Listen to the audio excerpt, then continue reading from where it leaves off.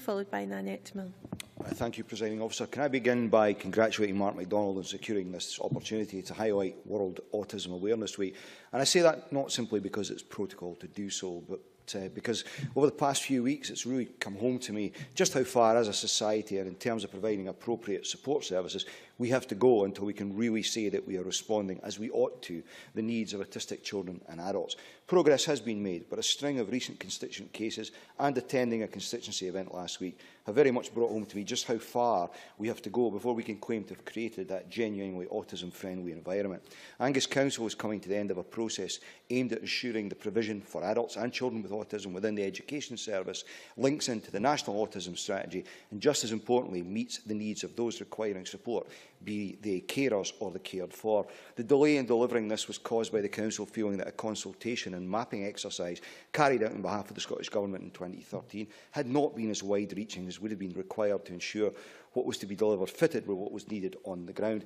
The Council wrote out to 211 families in the county who are identified as having children with autism, asking them in the first instance to complete a questionnaire to help provide a foundation for creating that autism strategy which meets the aspirations of those at the sharp end. Subsequent to that, parental engagement events were held in Montrose, Forth and Carnoustie to present the findings of the survey and to flesh those out. I attended one of those engagement sessions just last week, and what I heard left me concerned that as things stand, and as officials acknowledged in relation to education, the needs of these children are not yet being fully met. However, if the Council, as I believe it will, really takes on board the input from parents, then over the short to medium term, then we will make significant progress.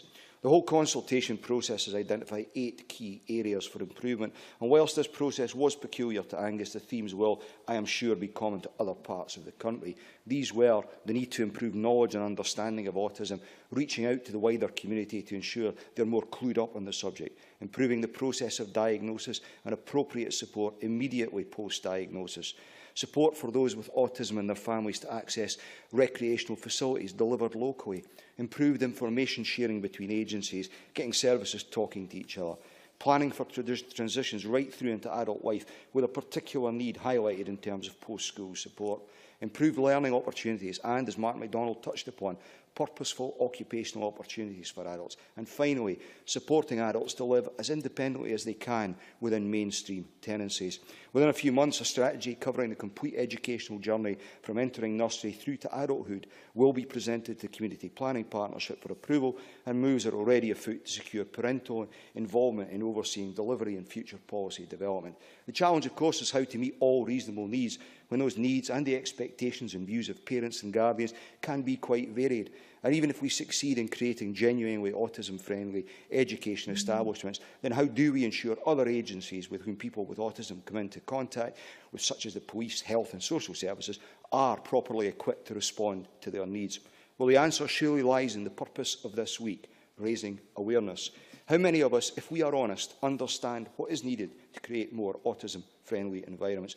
2 stories told by parents at that engagement session last week really left their mark on me.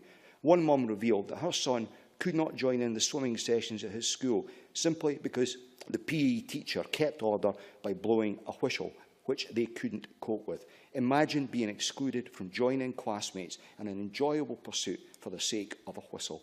Another said that her child would be better able to cope in certain circumstances if the lights in the room weren't turned up quite so brightly. Imagine being denied the opportunity to just be one of the class for the sake of fitting or turning down a dimmer switch. How many other minor changes could we, as a society, reasonably make that would move forward the cause of inclusion? Presiding Officer, it is to be hoped that whatever World Autism Awareness Week highlights to us, we each of us strive to respond to that. Thank you.